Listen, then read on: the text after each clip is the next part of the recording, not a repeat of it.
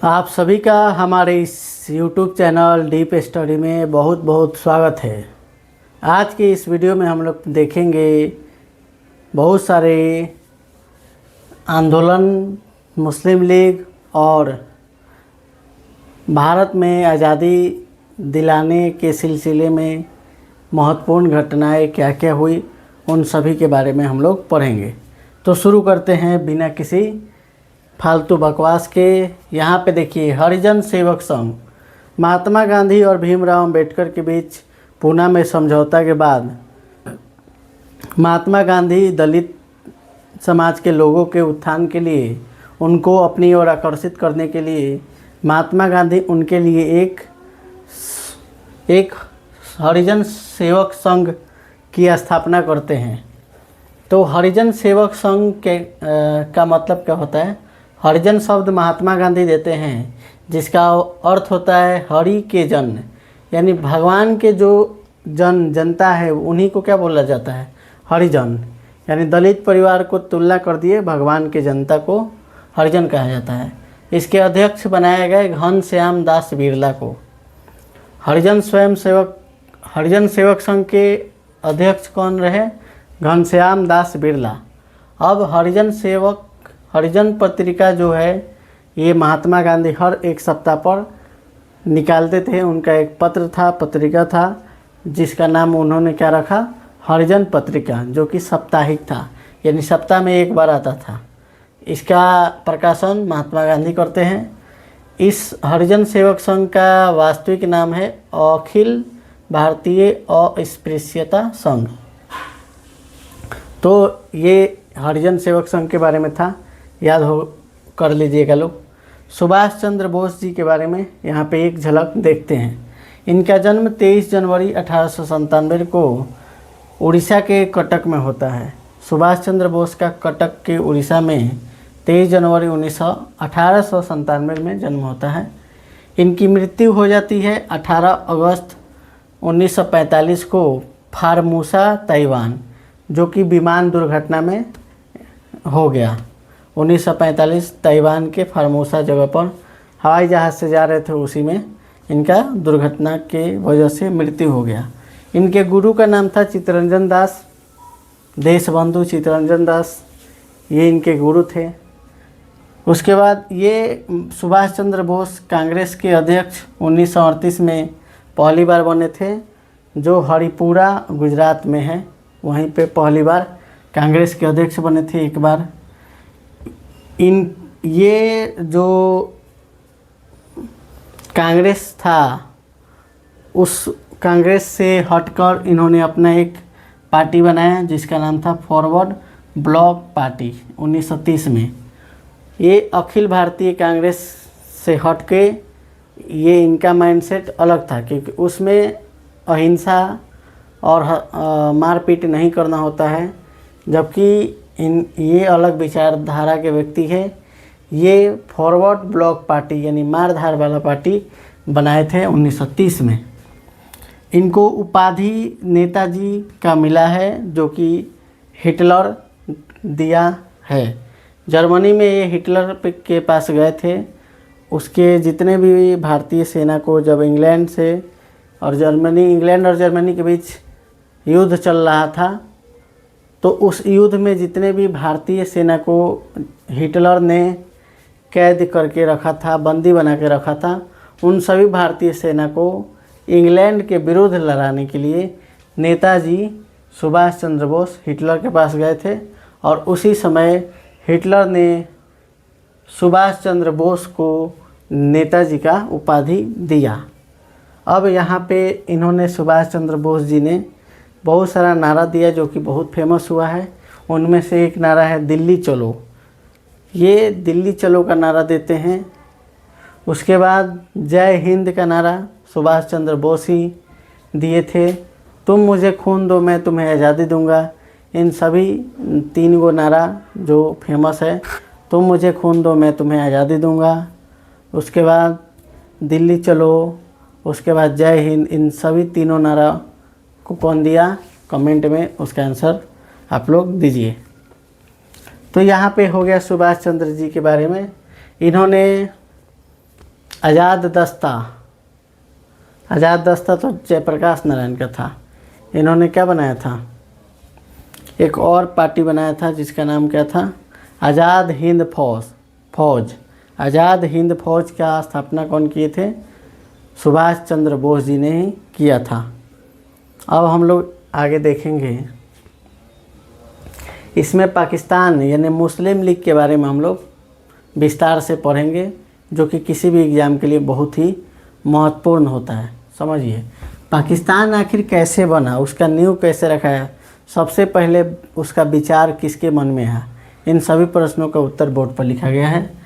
मुस्लिम league की स्थापना सबसे पहले 1906 में ढाका में हो जाता है, जो कि बांग्लादेश का राजधानी है अभी। और दो गो मुसलमान कौन कौन थे, आगा खान और सलीमुल्लाह खां। आगा खां और सलीमुल्लाह खां ने मुस्लिम लीग की स्थापना लॉर्ड मिंटो द्वितीय द्वारा करवाया था। मिंटो द्वितीय ने मुस्लिम लीग को 1906 में ढाका में करवा दिया। पृथक निर्वाचन क्षेत्र मुस्लिम लोगों को 1909 में मिल गया। यानी मुस्लिम लीग है, पाकिस्तान का नींव 1909 में ही रखा गया था, बीज बोया गया था पाकिस्तान का, क्योंकि मुस्लिम लोगों के लिए अलग पृथक निर्वाचक क्षेत्र स्थापित हो जाने के बाद उनका दबदबा बढ़ने लगा, तो 1909 में पृथक निर्वाचन क्षेत्र मुसलमानों को मिल गया। अलग प्रांत का विचार सबसे पहले आया किसके मन में, मोहम्मद इकबाल। मोहम्मद इकबाल के मन में ही क्या आया था,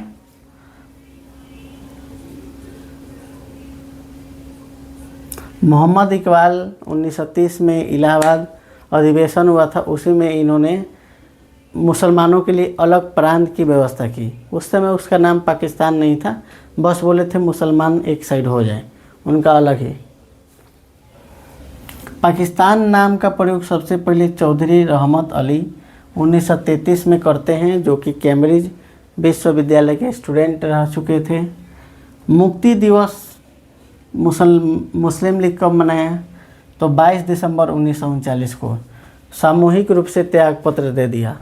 जब इंडिया में वायसराय एक था लिन लिथगो, जब सेकेंड वर्ल्ड वार हुआ, दूसरा विश्व युद्ध 1939 से 45 के बीच शुरू हुआ था, तो इसमें 1939 में ही लिन लिथगो जो इंडिया का वायसराय था, वो इंडिया के जितने भी लीडर थे, उस समय प्रधानमंत्री थे, उन सभी लोगों से बिना अनुमति के ही लिन लिथगो ने बोला कि जो भारत है वो भी युद्ध में इंग्लैंड के तरफ से जर्मनी के खिलाफ लड़ेगा, जिसके फलस्वरूप जितने भी भारत के नेता लोग चुने गए थे 1937 में चुनाव हुआ था, जिसमें बहुत सारे इंडिया के लोग भी जीते थे और वो अपने अपने राज्य में प्रधानमंत्री यानी मुख्यमंत्री का कार्य करते थे।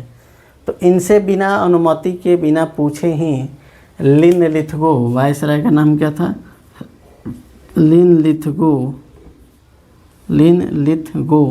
ने बोला कि इंडिया भी इंग्लैंड के तरफ से लड़ेगा जर्मनी के खिलाफ। तो इन सभी लोगों ने त्याग पत्र दे दिया, सामूहिक रूप से त्याग दे दिया कि आप ही सब संभालिए, हम लोग बस आप लोग का मुंह देखेंगे। तो मुक्ति दिवस 22 दिसंबर 1939 को मनाया गया। अलग राष्ट्र, पाकिस्तान का अलग राष्ट्र होना चाहिए, एक देश बनना चाहिए। तो इसका बात मोहम्मद अली जिन्ना ने रखा। कब रखा, तो 1940 में पहली बार लाहौर अधिवेशन में मोहम्मद अली जिन्ना पाकिस्तान का मांग रखता है कि पाकिस्तान एक अलग देश होना चाहिए मुसलमानों के लिए। तो 40 हो गया, तो इसमें भी उसके मांगों को ठुकरा दिया गया, कोई उसके मांगों को पूरा नहीं किया। तो समय बढ़ता गया। 1946 का दिन आया, प्रत्यक्ष कार्यवाही दिवस 16 अगस्त 1946 को, जब माउंटबेटन ने बोला कि आप पहले चुनाव जीतिए, उसके बाद आप लोग मुसलमान बहुत सारा वोट लाएंगे, तो जिस तरह से वो चाहते हैं वैसा संविधान में वो अपना कानून बनाएंगे। तो इसके लिए चुनाव हुआ 1946 में। तो मुसलमान बुरी तरह पराजित हो गए, तो वो हार गए, जिसके वजह से उनका पाकिस्तान जो देश बनना था वो नहीं बन पाएगा। इसलिए उन्होंने, मुस्लिम लीग ने, मोहम्मद अली जिन्ना ने पूरा इंडिया में जगह जगह पर दंगा फैलाना शुरू कर दिया। तो उसी दंगा फैलाने को क्या बोला, प्रत्यक्ष कार्यवाही दिवस 16 अगस्त 1946 को हुआ। यह दंगा सबसे ज़्यादा बंगाल में देखने को मिला, जहाँ पे मुसलमान ज़्यादा थे वहाँ से हिंदू लोगों को भगा दिया गया, जहाँ पे हिंदू लोग ज़्यादा थे वहाँ से मुसलमानों को भगा दिया गया। तो जिन्ना ने अपना अलग राष्ट्र की अपील की, उसका पूरा बात कोई माना नहीं। प्रत्यक्ष कार्यवाही दिवस मनाया 16 अगस्त 1946 को। इससे क्या हुआ कि पूरा दंगा फसाद इंडिया में होने लगा, मार दंगा, पूरा इधर के लोग उधर जाने लगे, उधर के लोग इधर आने लगे, पूरा दंगा फसाद होने लगा। बहुत लाखों लोग मारे गए दंगा में, जिसके वजह से महात्मा गांधी तंग आ गए थे। बोले थे कि क्या मैं जो देश बनाना चाहता हूँ वैसा देश कैसे बनेगा जब तक ये जिन्ना रहेगा, इनको एक अलग देश ही दे दिया जाए। तो हार पाँच के महात्मा गांधी बहुत सोच समझ के बोले कि चलो कम ही लेकिन स्वस्थ भारत मिलेगा ही ना। तो वो उन्होंने क्या किया कि बोला कि पाकिस्तान ले जाओ, तुम ले जाओ, तुमको मन है पाकिस्तान बनाने का तो ले जाओ। तो पाकिस्तान आज़ाद हो गया, पाकिस्तान बन गया। 14 अगस्त 1947 को पाकिस्तान का आज़ादी दिवस मनाया जाता है, 14 अगस्त 1947 को। और पाकिस्तान के प्रथम प्रधानमंत्री बनते हैं लियाकत अली। तो इस तरह से यहाँ पे हम लोग देखें मुस्लिम लीग के बारे में। अब हम लोग देखेंगे आगे।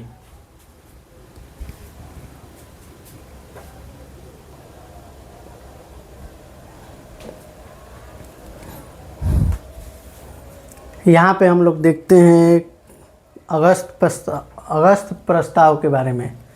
अगस्त प्रस्ताव भारत कब आया, तो 8 अगस्त 1940 को इसको लाया कौन था, लिनलिथगो। क्यों लाया था, तो क्योंकि सभी को पता है कि द्वितीय विश्व युद्ध 1939 से 45 के बीच में चला था। तो द्वितीय विश्व युद्ध में सभी भारतीयों सैनिकों को ले जाने के लिए लिनलिथगो बिना भारतीय लोगों के प्रतिनिधि जो थे, लोग प्रधानमंत्री थे जो लोग थे, उनके विदाउट परमिशन, बिना परमिशन के ही बोला कि भारत के सभी सैनिक 3 लाख सैनिक इंडिया से जाएंगे इंग्लैंड, और इंग्लैंड के तरफ से जर्मनी को हराएंगे। तो उद्देश्य क्या था, तो भारतीय सैनिकों को द्वितीय विश्व युद्ध में ले जाना, द्वितीय विश्व युद्ध में ले जाके वहाँ पे मारपीट करवाना। कांग्रेस और मुस्लिम लीग इस अगस्त प्रस्ताव को स्वीकार नहीं करते हैं, तो ये अगस्त प्रस्ताव फेल हो जाता है। कौन लाया था, लिनलिथगो।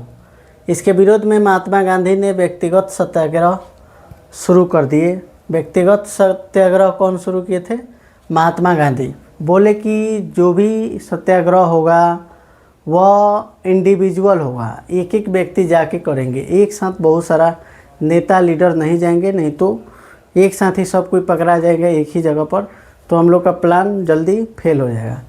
तो यहाँ पे अगस्त प्रस्ताव फेल हुआ, तो इसमें लिनलिथगो जो था वायसराय, वह धमकी भी दिया था कि अगर तुम लोग जा नहीं रहे हो इंडिया से इंग्लैंड के तरफ से लड़ने के लिए सैनिक, तो अगर तुम लोग इंडिया में कोई आंदोलन किया तो हम तुम लोग को छोड़ेगा नहीं। तो यह धमकी दे दिया लिनलिथगो। इसके बावजूद भी महात्मा गांधी डरने वाले हैं, हीरो हैं, तो वो क्या किए, व्यक्तिगत सत्याग्रह स्टार्ट किए और प्लान किए कि सब लोग एक साथ नहीं जाएगा, एक जगह माइक लेगा और अंग्रेज़ों को गरियाएगा कि तो ये नहीं करता है, ये करता है, हम लोग को बहुत नुकसान पहुंचाता है। तो विरोध में व्यक्तिगत सत्याग्रह महात्मा गांधी शुरू किए। पहला व्यक्तिगत सत्याग्रह कौन किए? विनोबा भावे। विनोबा भावे प्रथम व्यक्तिगत सत्याग्रही थे। सेकंड में जवाहरलाल नेहरू थे। तीसरा बेरी कौन गए थे? ब्रह्मदत्त। तो पहला विनोबा भावे, दूसरा का जवाहरलाल नेहरू और तीसरा का ब्रह्मदत्त। इन सभी नामों को आप लोग कमेंट सेक्शन में भरिए। अब देखिए यहाँ पे क्या होता है। इधर हो गया 1940 में। अब 1942 में फिर आता है क्रिप्स मिशन। 2 साल बाद अंग्रेज़ फिर इंडिया में आ रहे हैं और भारतीयों को मनाने का प्रयास कर रहे हैं। क्रिप्स मिशन क्या है? तो यह क्रिप्स मिशन 23 मार्च 1942 को इंग्लैंड का प्रधानमंत्री जो चर्चिल था वो स्टैफोर्ड क्रिप्स को इंडिया में भेजता है और यह प्रस्तुत करता है 30 मार्च 1942 को इंडिया में। अगस्त प्रस्ताव कब प्रस्तुत किया गया? क्रिप्स मिशन इंडिया में कब प्रस्तुत किया गया?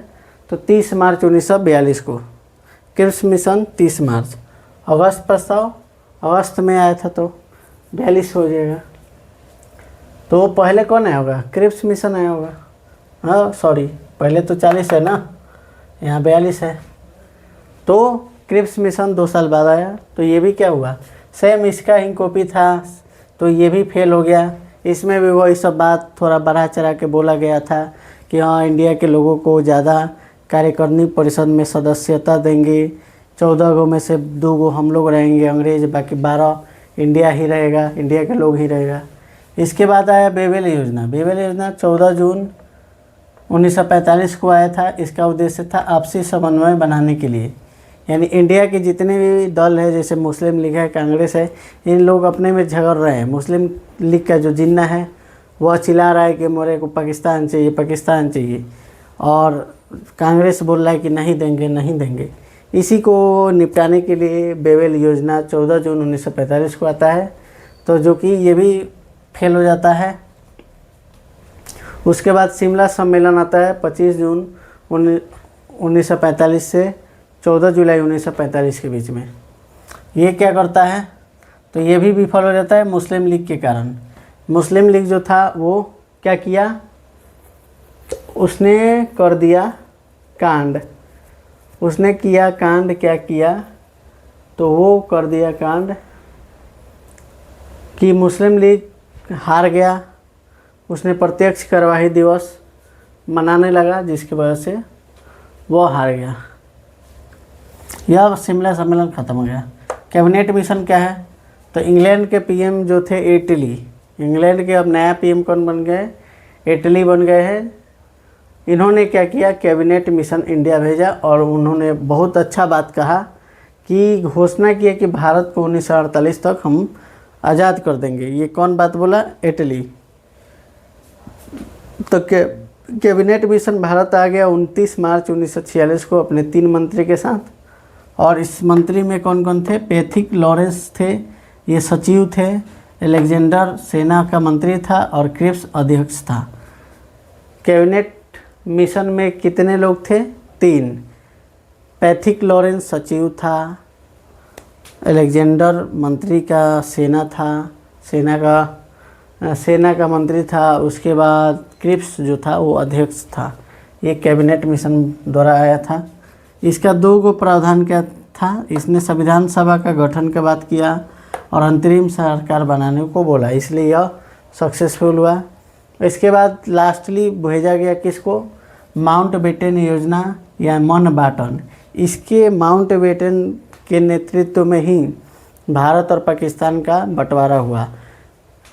इंग्लैंड नहीं चाहता था कि वो बंटवारा हो, लेकिन यहाँ के जो मोहम्मद अली जिन्ना बकलोलवा था, वो बकलोल बोला कि हमको पाकिस्तान चाहिए। पूरा भारत में प्रत्यक्ष कार्यवाही दिवस के तहत पूरा दंगा फसार कर दिया था। तो हार पाच के कांग्रेस और महात्मा गांधी बोले सरेंडर, तुम यहाँ से चल ही जाओगे तो अच्छा रहेगा, नहीं तो हर दिन तुम्हारे वजह से लाखों हज़ारों लोग की मृत्यु हो जा रही है। इसलिए महात्मा गांधी इस बात के लिए राज़ी हुए कि जाओ तुम अलग ही देश को बनाओ। तो विभाजन विभाजन योजना कहते हैं। यह 3 जून 1947 को प्रस्तुत किया गया और यह फाइनली 14 अगस्त 1947 को फाइनल डील हो गया और पाकिस्तान बन गया। अब इसका क्या कारण था, तो प्रत्यक्ष कार्रवाई दिवस के कारण ये सब बट गया, नहीं तो नहीं बटता। अब हम लोग देखेंगे इधर किसके बारे में, तो भारत छोड़ो आंदोलन और अगस्त की क्रांति अगस्त में हुआ था।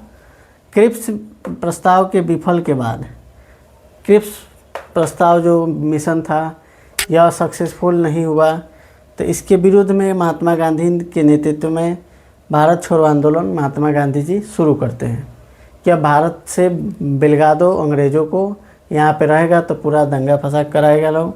तो प्रस्ताव कब शुरू हुआ, तो 14 जुलाई 1942 को वर्धा अधिवेशन में यह बात किया गया कि हम लोग भारत छोड़ो आंदोलन यानी अगस्त की क्रांति शुरू करेंगे।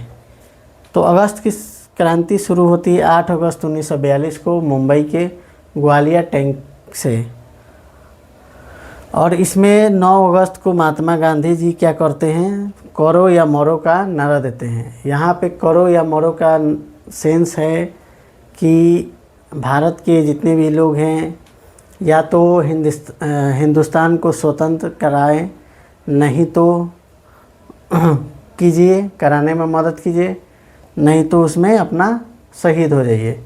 यहाँ पे मारने और पीटने का बात महात्मा गांधी नहीं बोल रहे हैं। तो करो या मरो का नारा कौन दिया था, महात्मा गांधी 9 अगस्त 1942 को। और ये सब जब आंदोलन शुरू हुआ, अब अंग्रेज़ों को पता चला तो वो पूरा फायर था लोग पहले से ही, क्योंकि वो लोग का अपने जर्मनी से युद्ध चल रहा है जिसमें वो लोग का क्षति बहुत हो रहा है, जिसके वजह से वो लोग पूरा बिखिया गया है। तो वो क्या किया, थोड़ा सा भी बर्दाश्त नहीं किया और मात्र 1 घंटा के अंदर ऑपरेशन 0 आवर यानी 1 घंटा के अंदर ही जितने भी इसमें नेता लोग थे उन सभी नेताओं को जेल में बंद करवा दिया। पटना के बांकीपुर से राजेंद्र बाबू को और जयप्रकाश नारायण को हजारीबाग जेल से, और उधर मुंबई जेल से सरोजनी नायडू, महात्मा गांधी, जवाहरलाल नेहरू सबको जेल में बंद कर देते हैं इस ऑपरेशन 0 आवर के तहत। जो कि ये भी, और यह आंदोलन जो था नेतृत्व विहीन था, इसमें सारे लीडर जेल में बंद है, लेकिन फिर भी यह आंदोलन जारी है। यह आंदोलन बिहार में सचिवालय हत्याकांड के नाम से जाना जाता है। बिहार के सचिवालय, पटना के सचिवालय में जब राजेंद्र बाबू को जेल में बंद कर दिया गया तो सारे बिहार के छात्र जो थे एकदम फायर थे। लोग बोले कि हमारे राजेंद्र बाबू का तबीयत बुखार लगल था, तब भी उनको जेल में क्यों बंद कर दिया गया। इसके विरोध में वो लोग सब कहाँ चले गए, पटना के सचिवालय चले गए, और वहाँ पे सचिवालय के ऊपर झंडा लगल था अंग्रेज़ों का, और उस अंग्रेज़ी झंडा को उतारने के लिए सारे छात्र चढ़ रहे थे। 7 स्टूडेंट चढ़ा था लोग सचिवालय के उस झंडा को उतारने के लिए। तभी वहाँ का जो डीएम था, आयर्स, क्या दो नाम था कमेंट में देखिएगा, आयर्स नाम था, तो उसने क्या किया, अगर तुम लोग नहीं उतरा तो हम गोली चला देगा। तो वो लोग स्टूडेंट पूरा फॉर्म में था, मारपीट के फॉर्म में था, वो लोग नहीं उतरा, और आरएस जो डीएम था उसने गोली चलवा दिया, जिसमें हमारे 7 शहीद स्टूडेंट शहीद हो गए। और यही कहानी जो था वो सचिवालय हत्याकांड के नाम से जाना जाता है। और ये सब होते गया तो यही सब था। आप लोग बस कहानी समझ में आया तो लाइक करें, नहीं आया तो शेयर करें, और बढ़िया से आया तो कमेंट करें। जय हिंद।